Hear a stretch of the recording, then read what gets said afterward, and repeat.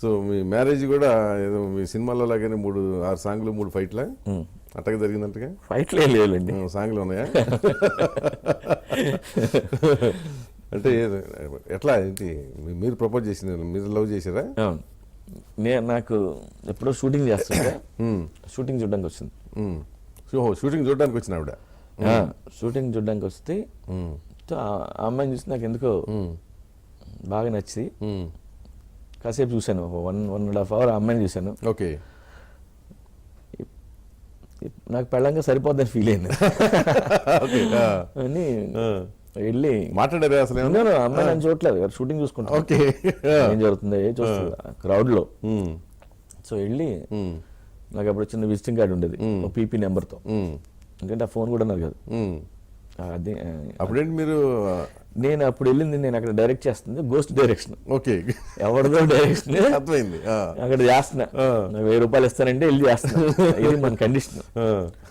వెళ్ళి అమ్మాయిని వస్తే అమ్మాయికి కార్డు ఇచ్చి, నన్ను పెళ్లి చేసుకుని ఉద్దేశం ఉంటే ఫోన్ చేయి, లేకపోతే వద్దు అని చెప్పి డైరెక్ట్. ఆమె మళ్ళీ 1 week తర్వాత ఫోన్ చేస్తుంది, ఎంతమందికి ఇచ్చావు, నీకు ఇదే అలవాట. సో అలాగా స్టార్ట్ అయింది. అప్పుడప్పుడు కలటం, అప్పుడప్పుడు కలుద్దాం అనుకున్నప్పుడల్లా ఎక్కడికో భోజనానికి వెళ్ళాలో అలా. నేను అప్పుడు స్ట్రగ్లింగ్ టైం. ఓకే. నాకు చేతిలో డబ్బులు ఉండేది. ఇప్పుడు ఆ అమ్మాయి ఎప్పుడన్నా వస్తుందంటే ఫ్రెండ్స్ దగ్గర, ఆడి దగ్గర, ఇటు దగ్గర 10,000 అప్పు తీసుకోవాలి. వాళ్ళు వస్తే అక్కడికి వెళ్ళి ఇక్కడికి వెళ్ళి ఐస్ క్రీమ్ ఏమన్నా తిప్పాలి కదా. సాయంత్రం సర్వ తీరిపోయేది. ఒకసారి ఇప్పుడు ఏదో హోటల్కి వెళ్ళాను,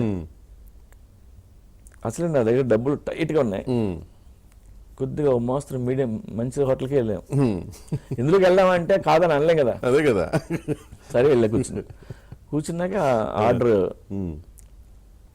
తందూరి కోడి, ఒకటి ఫుల్ కోడి చెప్పింది. నేను లైఫ్లో ఎప్పుడు తందూరి కోడి తినలే. అంటే అదే స్ట్రగ్లింగ్ టైంలో ఐస్ క్రీమ్లో తినేవాడు కదా, గొప్ప కదా అసలు. సరే చెప్పింది, ఇది ఇలా చెప్పింది అనుకున్నా. చెప్పినాక అది నేను కొద్దిగా తింటున్నా ట్యాక్ చేస్తున్నా, కానీ మనసు అంతా జేబులో సరిపోతాయి లేదా అదే టెన్షన్. అసలు ఈ పిల్ల ఎంత తింటది అక్కడ. ఓకే, కోడి చెప్పింది అని యాక్ట్ చేస్తుంటే మొత్తం కోడి తినేసింది. తను చాలా సాలిడ్గా తింది. తింటే నేను బయటకు వచ్చి నేను పెళ్లి మానేద్దాం అనుకున్నాను. ఎందుకంటే ఈ పిల్లని పెంచలేనేమో నేను, ఇలా బాబు కష్టపడి పెంచాడు, ఇలా రోజుకి కోళ్ళు తినేస్తే ఎలా అని అనుకున్నా.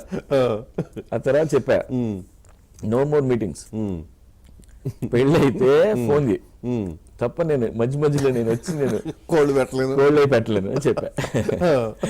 ఆ తర్వాత అది ఇంట్లో అది చెప్పి అలా ఇలా పెళ్ళి అయింది. మళ్ళీ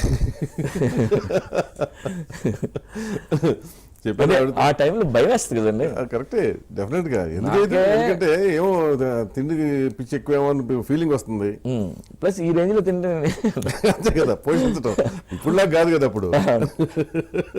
అప్పుడు నాకు అది చాలా ఎక్కువ అమౌంట్, అది కూడా అప్పు చేసి తెచ్చాండి. సరిపోయినాయా తెచ్చిన డబ్బులు బిల్లుకి? సరిపోయినాయి. ఆవిడ ఎప్పుడు అడగలేదు మరి అప్పుడు మిమ్మల్ని, మీ ఆర్థిక పరిస్థితి ఏంటి అని? అడిగిందండి. నేను నా దగ్గర డబ్బులు లేవు, నేను ఇప్పుడిప్పుడే డైరెక్టర్ అవుదామని ట్రై చేస్తాను, అవుతానో లేదో తెలియదు, నీ ఇష్టం, నచ్చితే అంటే అమ్మాయి. అందుకే నేను తనంటే తను మామూలు అంటే ఎవరు పెళ్లి చేసుకుంటారు ఓన్లీ. అవును, ఒక రోజు పెళ్లి చేసుకుందాం ఇవాళ అని అంటే నా దగ్గర 200 రూపీస్ ఉన్నాయి. నేను చెప్పాను నా దగ్గర, ఆవిడ చెప్పిన రోజు. ఇప్పుడు అమ్మాయిలు వన్స్ లవ్ లో పడ్డాక వాళ్ళు ఏం చేస్తారు, మా ఇంట్లో ఒప్పుకోవట్లేదు, గబగా వెళ్ళిపోదాం, అది ముందు ప్రెజర్ అక్కడి నుంచి వచ్చినాడు, ముందు ఇటు నుంచి వస్తుంది, ఆ తర్వాత అటు నుంచి వస్తుంది. నేను చెప్పా నా దగ్గర డబ్బులు అయితే 200 ఉన్నాయి, అంటే నా దగ్గర ₹1 లేకపోయినా నాకు నేను వస్తానని చెప్పి. సరేనా వస్తే అప్పుడు ఫ్రెండ్స్ అందరూ నేను నిన్నే పెళ్ళి ఆడతా, అసిస్టెంట్ డైరెక్టర్ నేను ఆ టైంలో. సో అందరూ డబ్బులు వేసుకొని ఒకడు పురోహితుడికి పే చేసి, ఒకటి తాళి పట్టుకొని, ఒకటి బట్టలు కొని, ఒక కేసు కూల్ డ్రింక్లు వాడుకుంటే ఆ గుడిలో లంచ్ బ్రేక్ లో మొత్తం అసిస్టెంట్ డైరెక్టర్లు అందరూ వచ్చారు అక్కడికి. అక్కడ తాళి గడిసాం అంతే, కూల్ డ్రింక్లు తాగి అయిపోయింది పెళ్ళి. సో సినిమా టైటిల్ తగ్గట్టు నేనే పెళ్ళాడదని ఆవిడ వచ్చేసింది. అంతే. అంటే అసిస్టెంట్ డైరెక్టర్ గా ఉండి అంత అంటే తక్కువ ఇస్తారా అసిస్టెంట్ డైరెక్టర్ జీతం? ఎంత ఉంటుంది సార్, చాలా తక్కువ ఉంటుంది అసిస్టెంట్ డైరెక్టర్. నేను అలాగే అనుకునేవాడిని. అప్రెంటిస్ టైప్ లాగా అంతే అంతే కదా? ఎంత తక్కువ ఉంటే ఇప్పుడు 1500 రూపాయల శాలరీ నేను రామ్ గారి దగ్గర వర్క్ చేసినప్పుడు. ఓకే, 1500 ఏం సరిపోతుంది, ఏం సరిపోతుందండి అది. రూమ్ రెంట్ కట్టి అవి కట్టి. సో అట్లా మ్యారేజ్ అయింది. వాళ్ళ ఇంట్లో వాళ్ళు ఒప్పుకున్నారు మరి? యా, నేనేం చేయాలంటే మా ఇంట్లో వాళ్ళ ఇంట్లో ఒప్పించి మేము పెళ్లి చేద్దామని డిసైడ్ అయినాక ఈ దొంగ పెళ్లి చేసుకున్నాం. ఎందుకంటే నేను చెప్పా నేనేం సంపాదించట్లా. ఇప్పుడు పెళ్లి అంటే వాళ్ళు పద్ధతిగా చేసి డబ్బు ఖర్చు అవుతుంది. అవును, వాళ్ళకి వీళ్ళకి. అవును. అసలే మనమే బరువు అనుకుంటే మళ్ళీ వాళ్ళకి ఎందుకు బరువు అని చెప్పి వాళ్ళిద్దరిని ఒప్పించి వాళ్ళు ఓకే అన్న తర్వాత వాళ్ళకి చెప్పకుండా పెళ్లి చేసుకుని వాళ్ళకి ఫోన్ చేసాం, పెళ్లి అయిపోయింది ఇంక మీరు పెళ్లి చేద్దాం. Okay, cool. ఎందుకు ఖర్చు.